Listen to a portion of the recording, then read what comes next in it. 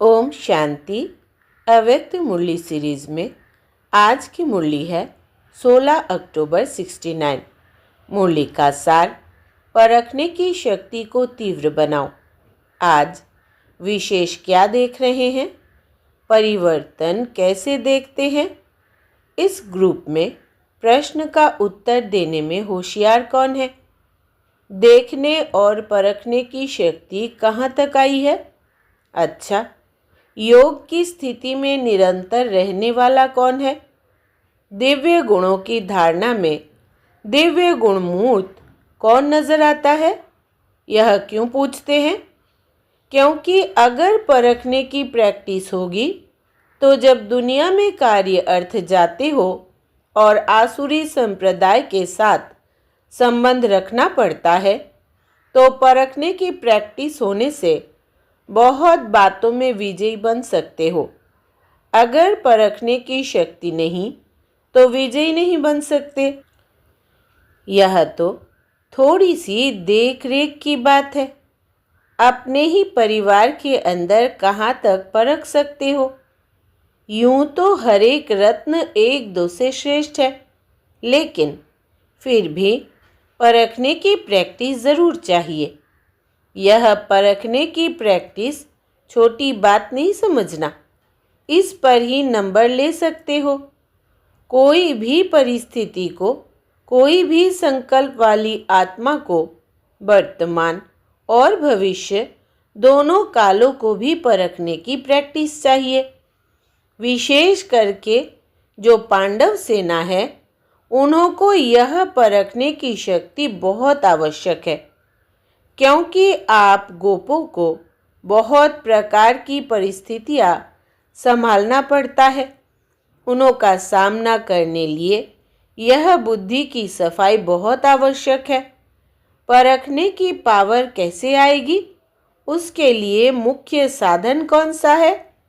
परखने की शक्ति को तीव्र बनाने लिए मुख्य कौन सा साधन है? परखने का तरीका कौन सा होना चाहिए? तुम्हारे सामने कोई भी आए, उनको परख सकते हो। हर एक ने अपना अपना विचार बताया। सभी का रहस्य तो एक ही है। अव्यक्त स्थिति व याद व आत्मिक स्थिति, बात तो वही है, लेकिन आत्मिक स्थिति के साथ साथ यथार्थ रूप से वही परख सकता है जिनकी बुद्धि में ज़्यादा व्यर्थ संकल्प नहीं चलते होंगे। उनकी बुद्धि एक ही याद में, एक ही कार्य में और एक रस स्थिति में होगी। वो दूसरे को जल्दी परख सकेंगे।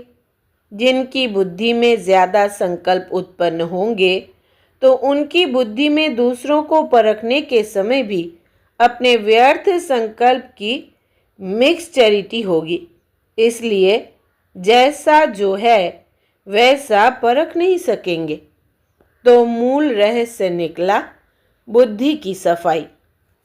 जितना बुद्धि की सफाई होगी, उतना ही योग युक्त अवस्था में रह सकेंगे। यह व्यर्थ संकल्प और विकल्प जो चलते हैं, वो अव्यक्त स्थिति होने में विघ्न है। बार बार इस शरीर के आकर्षण में आ जाते हैं। उसका मूल कारण है कि बुद्धि की सफाई नहीं है। बुद्धि की सफाई अर्थात बुद्धि को जो महामंत्र मिला हुआ है, उसमें बुद्धि मगन रहे। एक की याद को छोड़ अनेक तरफ बुद्धि जाने के कारण शक्तिशाली नहीं रहते। वैसे भी जब बुद्धि बहुत कार्य तरफ लगी हुई होती है, तो अनुभव किया होगा बुद्धि में वीकनेस अर्थात कमजोरी, थकावट महसूस होती है, और जो भी है यथार्थ रूप से निर्णय नहीं कर सकेंगे। इसी रीति व्यर्थ संकल्प विकल्प जो चलते हैं, यह भी बुद्धि को थकावट में लाते हैं। थकी हुई कोई भी आत्मा न परख सकेगी, न निर्णय कर सकेगी। कितना भी होशियार होगा, तो थकावट में उनके परखने, निर्णय करने में फर्क पड़ जाता है। सारा दिन इन संकल्पों से बुद्धि थकी हुई होने कारण निर्णय करने की शक्ति में कमी आ जाती है, इसलिए विजयी नहीं बन सकते। हार खाने का मुख्य कारण यह है, बुद्धि की सफाई नहीं है। जैसे उन्हों की हाथ की सफाई होती है ना, आप फिर बुद्धि की सफाई से क्या कर सकते हो? वो हाथ की सफाई से झट से बदल देते हैं, देरी नहीं लगती। इसलिए कहते हैं जादूगर। आप में भी बदलने का जादू आ जाएगा। अभी बदलने सीखे हो, लेकिन जादू के समान नहीं बदल सकते हो, अर्थात जल्दी नहीं बदल सकते हो, समय लगता है। जादू चलाने के लिए जितना समय जिसको मंत्र याद रहता है, उतना उसका जादू सफल होता है। आपको भी अगर महामंत्र याद होगा तो जादू के समान कार्य होगा। अब इसी में देरी है। तो अब इस भट्टी से क्या बनकर निकलेंगे? जादूगर। अगर इतने जादूगर भारत के कोने कोने में छा जाएंगे तो क्या हो जाएगा? एक मास के अंदर कुछ और नज़ारा देखने में आएगा। अब तो तैयारी करनी पड़ेगी ना। अगर इतने जादूगर बदलने का कार्य शुरू कर देंगे तो फिर क्या करना पड़ेगा?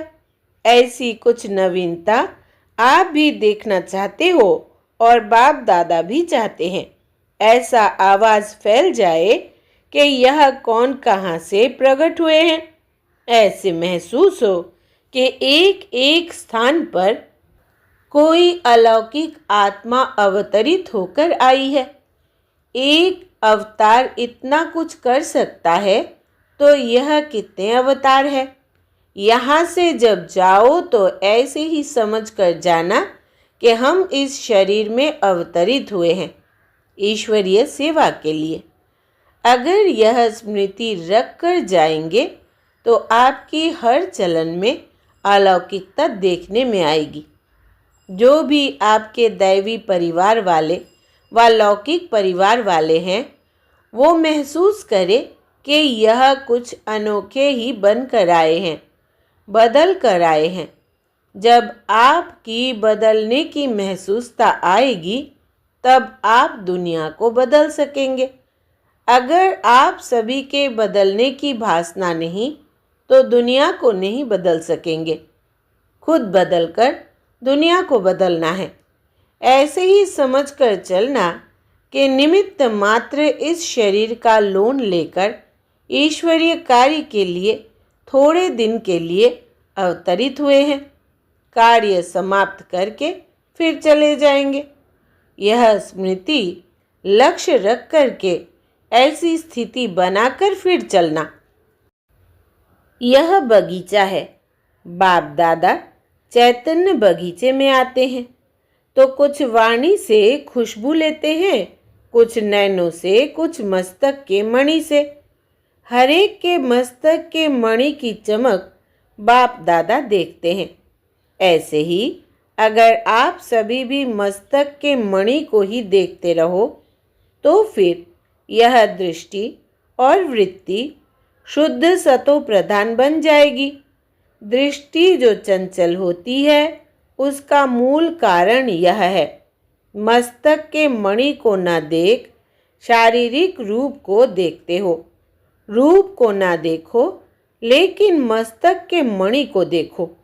जब रूप को देखते हो तो ऐसे ही समझो कि सांप को देख रहे हैं। सांप के मस्तक में मणि होती है ना, तो मणि को देखना है, ना कि सांप को। अगर शरीर भान में देखते हो तो मानो सांप को देखते हो। सांप को देखा और सांप ने काटा। सांप तो अपना कार्य करेगा। सांप में विष भी होता है। कोई कोई विशेष सांप होते हैं जिनमें मणि होती है। आप गोपों को सांप को कैसे मारना है, क्या करेंगे? आप सांप को देखते हुए भी सांप को ना देखो, मणि को ही देखो। मणि को देखने से सांप का जो विष है वो हल्का हो जाएगा। अगर शरीर रूपी सांप को देखा तो फिर उनके बन जाएंगे, उन समान बन जाएंगे। लेकिन मणि को देखेंगे तो बाप दादा के माला के मणि बन जाएंगे। या तो बनना है सांप के समान, या तो बनना है माला की मणि। अगर मणि बनना है तो देखो भी मणि को। फिर जो यह कंप्लेन है वो बदल कर कंप्लीट हो जाएंगे, सिर्फ बुद्धि की परख से। कहाँ कंप्लेन, कहाँ कंप्लीट, रात दिन का फर्क है। लेकिन सिंधी भाषा में लिखेंगे तो सिर्फ 2 बिंदियों का फर्क है। यहाँ भी ऐसे है, 2 बिंदी, एक स्वयं की, एक बाप दादा की। यह 2 बिंदी ही याद रहे तो कंप्लेन के बजाय कंप्लीट हो जाएंगे। इसलिए आज से यह प्रतिज्ञा अपने आप से करो। बाप दादा के सामने तो बहुत प्रतिज्ञाएं की है, लेकिन आज अपने आप से प्रतिज्ञा करो कि अब से लेकर सिवाय मणि के और कुछ नहीं देखेंगे और खुद ही माला के मणि बन करके सारी सृष्टि के बीच चमकेंगे। जब खुद मणि बनेंगे तब चमकेंगे। अगर मणि नहीं बनेंगे तो चमक नहीं सकेंगे। जब प्रतिज्ञा करेंगे तब ही प्रत्यक्षता होगी। अपने आप से पूर्ण रूप से प्रतिज्ञा नहीं कर पाते हो, इसलिए प्रत्यक्षता भी पूर्ण रूप से नहीं हो पाती है। प्रत्यक्षता कम निकले, इसका कारण अपने आप से प्रतिज्ञा की कमी है। अभी अभी बोलते हो, फिर अभी अभी भूलते हो। लेकिन अब प्रतिज्ञा के साथ साथ यह भी निश्चय करो कि प्रत्यक्षता भी लाएंगे। पांडव सेना है ज्ञानी तू आत्मा, और शक्ति सेना है स्नेही तू आत्मा। जो स्नेही है वो योगी है। अभी तो एक एक पांडव के मस्तक में उमंग उत्साह झलक रहा है। यह उमंग और उत्साह एक रस सदा रहे। मेहनत जो ली है उसका फल दिखाना है। अगर मेहनत ली हुई यहाँ चुकतू नहीं करेंगे तो फिर सतयुग में वो मेहनत का फल देना पड़ेगा। इसलिए जो मेहनत ली है उसे भर कर देना। हर एक सेवा केंद्र से यह समाचार आना चाहिए, यह कुमार तो अवतरित होकर के इस पृथ्वी पर पधारे हैं। ऐसा समाचार जब आए तब समझो कि फल निकल रहा है। अभी ऐसी स्थिति की आवश्यकता है जैसे बाप दादा लोन लेकर आते हैं ना। अभी तो दोनों ही लोन लेते हैं। थोड़े समय के लिए आते हैं, किस लिए? मिलने के लिए। वैसे ही आप सभी भी समझो कि हम लोन लेकर सर्विस के निमित्त आए हैं, थोड़े समय के लिए। जब ऐसी स्थिति होगी तब बाप का प्रभाव दुनिया के सामने आएगा। दोनों ही हिसाब ठीक किया है या लेने का किया है, देने का नहीं। 6 मास तक एक रस रहेंगे ना, कि 15 दिन के बाद लिखेंगे? चाहते तो है, लेकिन क्या करें, यह तो गया। ऐसी कोई भी कंप्लेन नहीं आए, फिर तो दीदी का काम हल्का हो जाएगा। आप खुद भारी होंगे तो सारा कार्य भारी हो जाएगा। बाप दादा की आशा कहें व शुद्ध संकल्प कहे, यही रहता है और रहेगा कि एक एक नंबर 1 हो। लेकिन सारे कल्प के अंदर जो अब की स्थिति बनाएंगे वो तो अब के हिसाब से नंबर 1 है ना, जो वास्तविक संपूर्ण स्टेज है। इसके लिए कह रहे हैं सभी यही लक्ष्य रखो कि हम नंबर 1 जाएंगे। यह नहीं सोचना कि सभी कैसे नंबर 1 जाएंगे। इसमें महादानी नहीं बनना है। 2 बातें मुख्य याद रखनी है कि एक तो मणि को देखना, देह रूपी सांप को ना देखना, और दूसरी बात अपने को अवतरित समझो। इस शरीर में अवतरित होकर कार्य करना है। और एक स्लोगन सदा याद रखना कि जो बाप दादा कहेंगे, जो कराएंगे, जैसे चलाएंगे वैसे ही करेंगे, चलेंगे, बोलेंगे, देखेंगे। यह है पांडव सेना का मुख्य स्लोगन। जो कहेंगे वो सोचेंगे, और कुछ सोचना नहीं है। इन आँखों से और कुछ देखना नहीं है। आँखें भी दे दी ना, पूरे परवाने होना। परवाने को क्षमा बगैर और कुछ देखने में आता है क्या? आपकी आँखें और क्या देखती? जब और कुछ देखते हैं तो धोखा देती है। अपने को धोखा ना दो। संपूर्ण अर्थात पूरा परवाना है। याद है छाप? रिजल्ट तो अच्छी है, लेकिन उसको अविनाशी रखना है। जब जैसे चाहे वैसी स्थिति बना सके, यह मन को ड्रिल करानी है। यह ज़रूर प्रैक्टिस करो।